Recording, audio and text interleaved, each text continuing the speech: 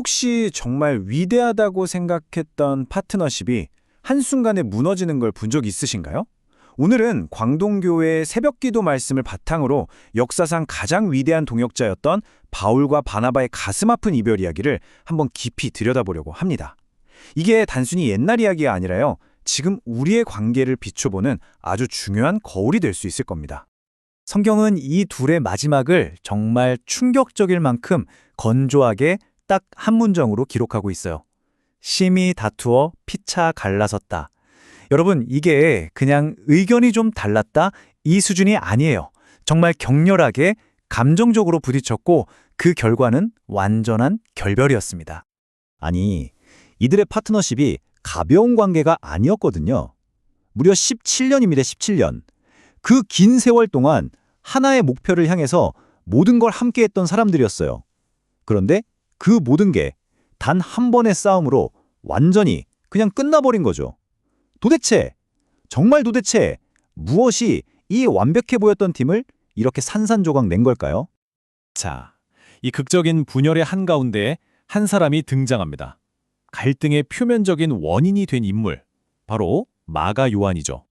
네, 그래서 이 위대한 파트너십을 끝장내버린 직접적인 불씨, 그게 대체 뭐였을까요? 논쟁의 이유는 아주 명확해 보입니다. 바나바는 자기 사촌인 마가 요한에게 두 번째 기회를 주고 싶어 했어요. 하지만 바울은 어땠죠? 과거에 우리를 버리고 떠났던 사람을 어떻게 또 믿냐? 이건 원칙에 어긋난다 하면서 단호하게 반대한 겁니다. 어떻게 보면 관계와 원칙, 이 두 가지 중요한 가치가 정면으로 충돌하는 것처럼 보이죠. 하지만 오늘 우리가 나눌 말씀의 핵심은 바로 이겁니다. 마가 요한을 둘러싼 이 논쟁은 사실 증상일 뿐이고 문제의 진짜 본질은 훨씬 더 깊은 곳에 있었다는 거죠. 진짜 원인은 따로 있었습니다. 여러분, 한번 생각해 보세요. 정말 이 문제 하나 때문에 그 17년의 깊은 우정이 그냥 물거품이 될 수 있을까요?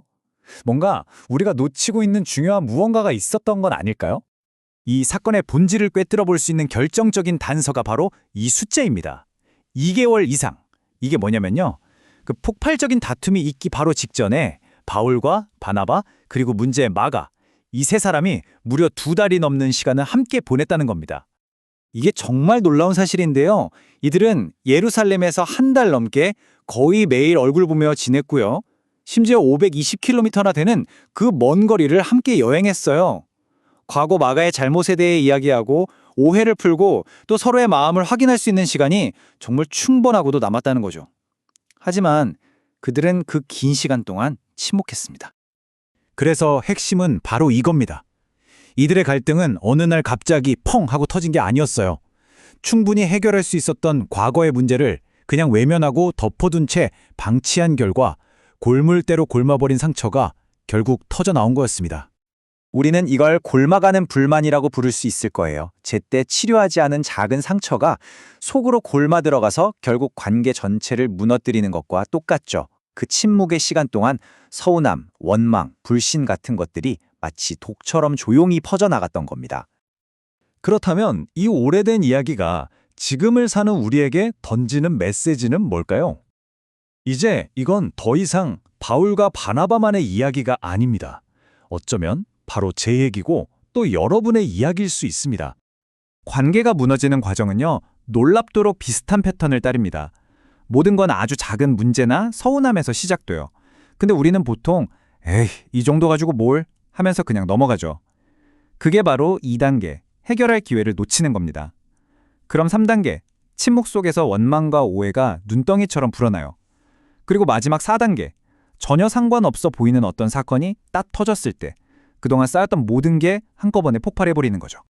우리가 여기서 반드시 기억해야 할 교훈입니다. 우리가 겪는 대부분의 큰 싸움, 그리고 관계의 단절음이요. 사실 그 시작을 거슬러 올라가 보면 제때 해결하지 않고 그냥 넘어갔던 아주 사소한 문제들로부터 시작된다는 겁니다. 그래서 이 이야기는 결국 우리 자신에게 질문을 던지게 만들어요.